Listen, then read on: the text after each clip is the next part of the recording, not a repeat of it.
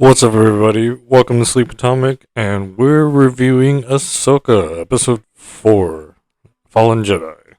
Oh man, they left in a pretty good spot to come back to on a excitement note. There has to be an inevitable crash. An inevitable clash. When we left, the ship needed repair. They were being chased down by the apprentice. They just found out there was a really big hyperspace ring. Maroke finally said something, and it was like kind of not what I was expecting. But they are all in a very nice planet with the red trees, and I don't think it's fall, but it might be.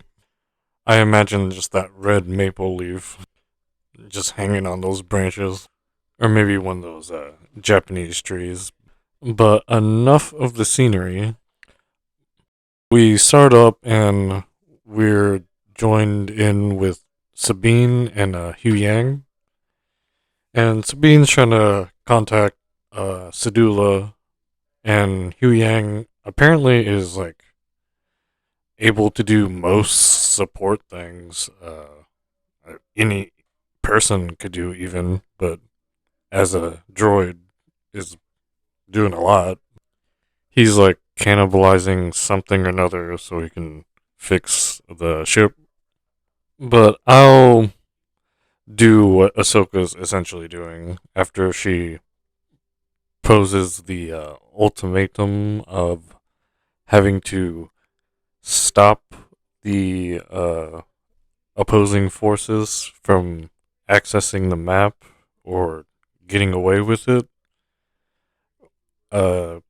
And between going to find Ezra with Sabine, because Sabine searches for Ahsoka after trying the radio, and she's just staring out into the open woods outside the ship, possibly weighing the decisions or having some quiet time before everything happens. But as soon as Sabine comes out and kind of prompts a conversation, Ahsoka confronts Sabine with the idea that they might not ever get to Ezra, just because Ezra's with Thrawn somewhere, at least in the same area. Whatever happened, they were together and were taken away at the same time in the same direction. That's why it looks like they're almost trying to get the same thing done as the Morgan's team.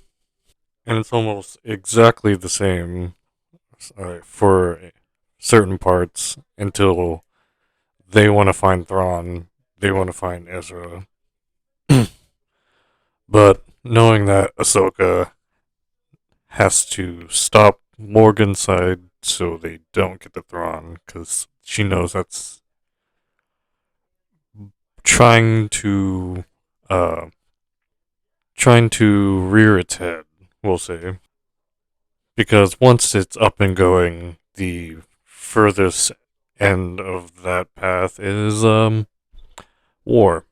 And Ahsoka is at least doing the protector thing because eventually she'll be drawn into it anyway. Because at least last time it was a pretty big proportions to where it like fell at her feet and she had to join the struggle. Maroke and the apprentice, we find out her name's Shin, and they find Ahsoka and Sabine racing towards the rest of the forces that came to the ship and attacked them between that moment and the moment where they see Maroke and Shin. I assume they just go in the same direction that they saw them coming. But eventually, Ahsoka breaks past Maroke and Shin, but Sabine's back there still dueling Shin. And Ahsoka uh, pushes forward to Balin, where there's the little uh, monument thing that the star map is projecting the map from, and she finds Balin alone, and they duel. But eventually, uh, Sabine gets to a point where she knocks Shin's lightsaber away from her, and Shin escapes and goes to where Balin and Ahsoka are dueling. And this prompts a little chaos, and eventually Ahsoka's knocked off the cliff that the monument is on, just in time for Sabine to witness it all happening and then get captured by Balin to get a opportunity to come with them, with Balin knowing why Sabine's so motivated to do most of that. Through the Force or just word of mouth, he eventually gives her the option to come, and it takes her a difficult moment before she accepts, and then she's on the hyperspace ring ship with all of them, while Sedula had just arrived and was confronting the starships near that, but they activate the space ring and knock all the Sedula Force starfighters away, which was very unfortunate because he disobeyed the chain of command to get them all here, and one or two of them perished in the confrontation. It's a little wordy summary, but it's pretty much the bulk of it. If you were to look back and witness the whole season, you'd pretty much only notice those things from this episode. But the main thing I was kind of like interested in was the fact that Marok, after Ahsoka had the little like sword draw moment with him, and he started like spinning his dual chakram saber. They basically like posed and gripped at their like metal swords moment, and then did the fatal blow. And Marok got the heaviest cut, and then he just turned into like black green smoke. Like I don't know if he was like Morgan's magic or was like possessed armor or something, but they don't go back for him. They just like leave after the tense moment of possibly not getting the coordinates from the map and it getting destroyed. They narrowly get it and then just like leave. There's a Shin's lightsaber just sitting in the forest along with Marok's body or the manifest whatever of the armor.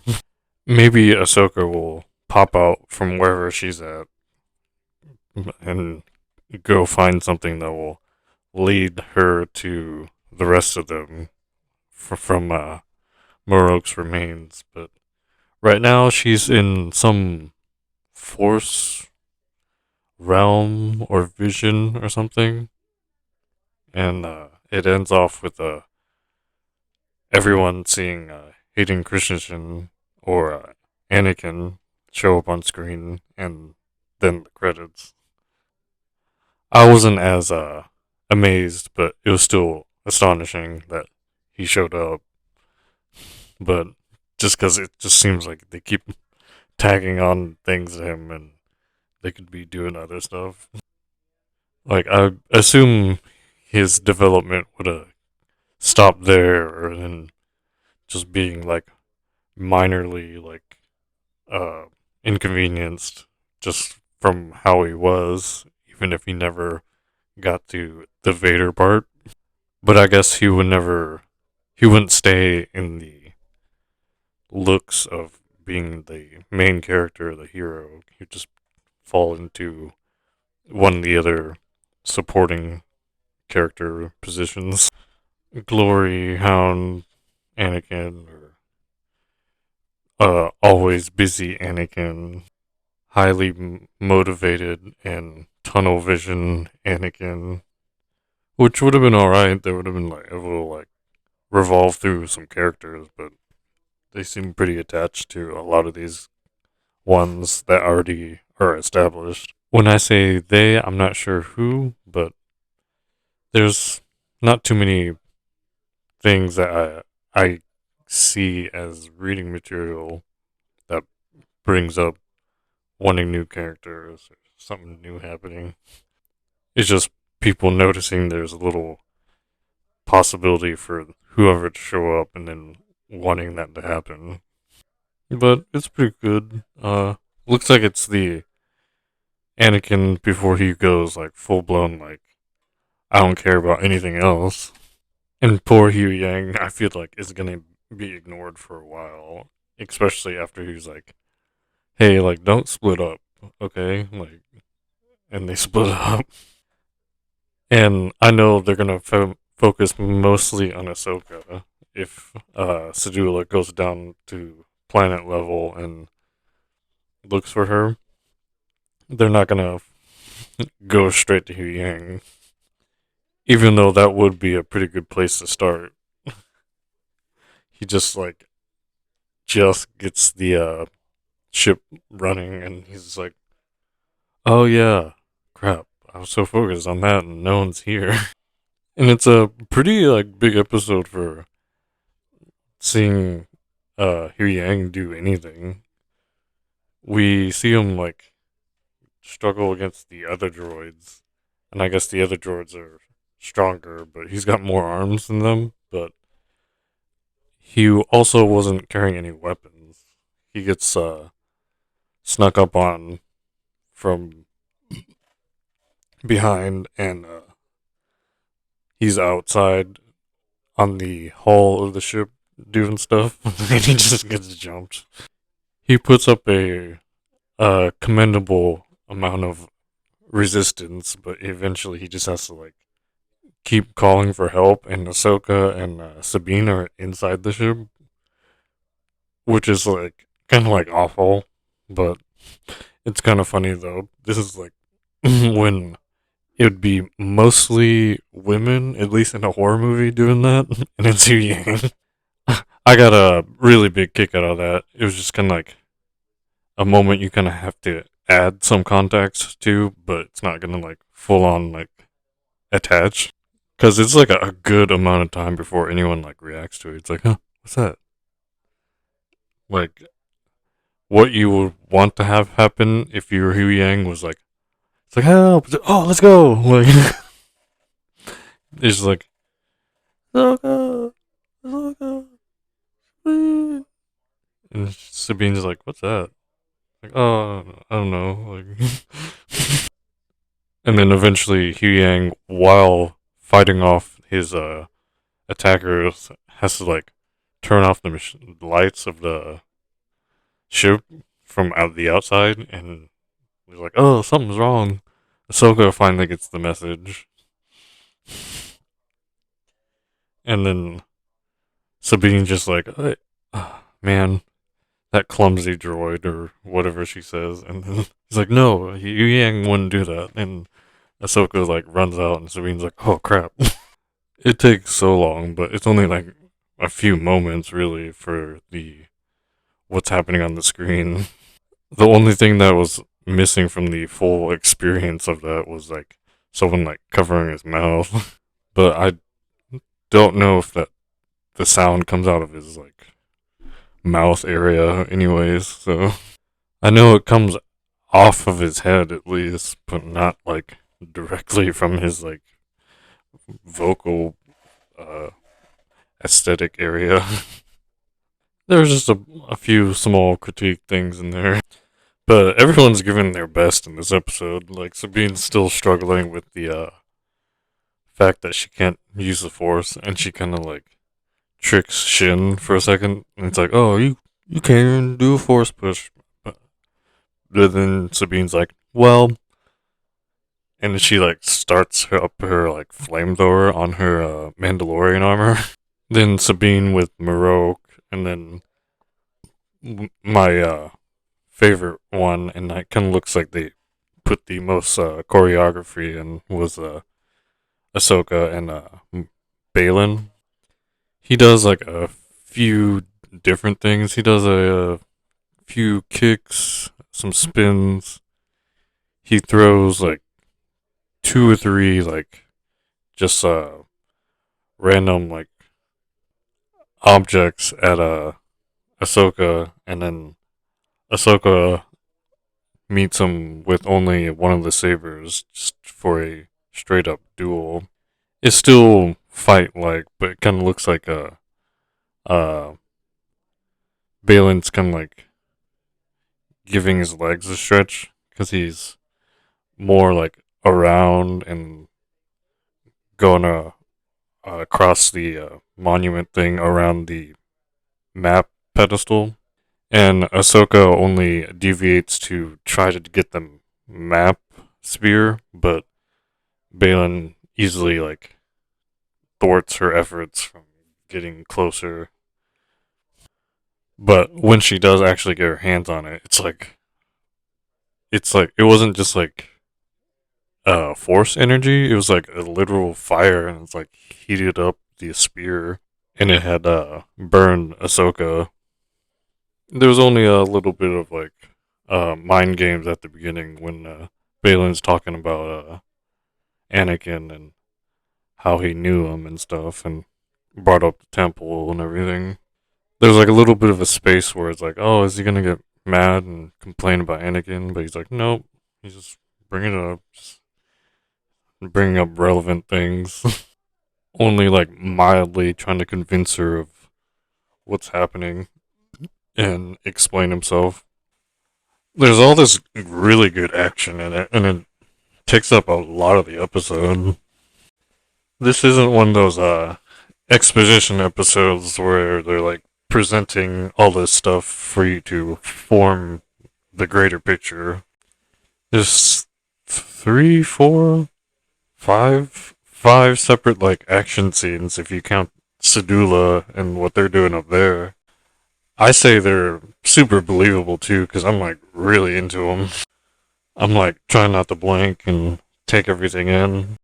It almost has that effect where it kind of seems like you're focused so hard that you're like, it kind of seems like the TV had like enveloped your whole vision. You're like so into it.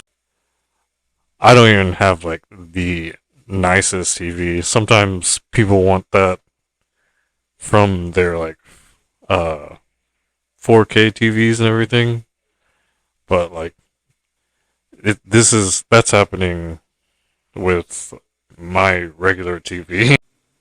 It may as well been like on the silver screen, like in theaters. By the way, I was watching it. It's kind of a cool like merging feeling while you're like enjoying something on the television or streaming service, and aptly done, I'd say. There's even like my coffee table and like all this other stuff in between me and the TV. Like I don't have to like clear everything out. I have a few times just so I could like really get into it, but very well done. Part 5 is called Shadow Warrior, so looks like we'll probably get into the other characters instead of it just being visual expository. It'll probably be saying or maybe flashing back or to the side somewhere. To the side meaning like, while this other thing that we already saw, we probably might see them doing something else. Maybe during one of the movies or Ahsoka, whatever she was doing. I'm not one to say it's all important, but like sometimes it kind of seems kind of spazzy, so I'm not exactly enjoying it. I know, okay, like they didn't have it until recently, but then they all want it to be important instead of letting it just be something that had happened. Sometimes they make it important by like having this other thing not make any sense unless you had watched that one very specific thing that they just plugged in. It's like, whoa, yeah, I'm not gonna go back and find that. I'm sure it was significant in some way, but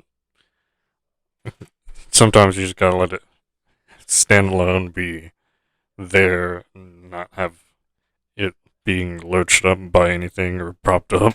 Because then you gotta definitely feel what they feel and saw what they saw, and sometimes it's hard. I kind of just want to be like easy for everyone, but we'll at least see Anakin and Ahsoka, and like however she like approaches that situation. Like, was this a near death experience or what is going on here? Like that that structure over there must have really like been significant, or maybe it would just be like pretty basic and there was just like some other thing like in the water. I know Morgan said it was a Night Sisters structure, but I I could see it being pretty Jedi. Like it's pretty zen and rather undisturbed. Maybe there was like a Night Sister Jedi, or they all just happened on that place and started enjoying it, and then all of them went wherever it is to this next galaxy. I was like how later it's like, hey, if we get this wrong by a little bit, we're just gonna like overshoot it and just be in the dark of space. Just like that happens. You wouldn't just be in the wrong spot; you just be nowhere. Like the literal two galaxies, like at a distance, and then there's like the little line straight to it. If you miss it, there's literally like nothing next to it. I thought that was a funny sounding like simile or metaphor or whatever you call it, analogy. But hey, we'll see pretty soon with part 5 Shadow Warrior. So this was Sleep Atomic, and I'm Alistair. And if no one's told you yet, you look good. It shows.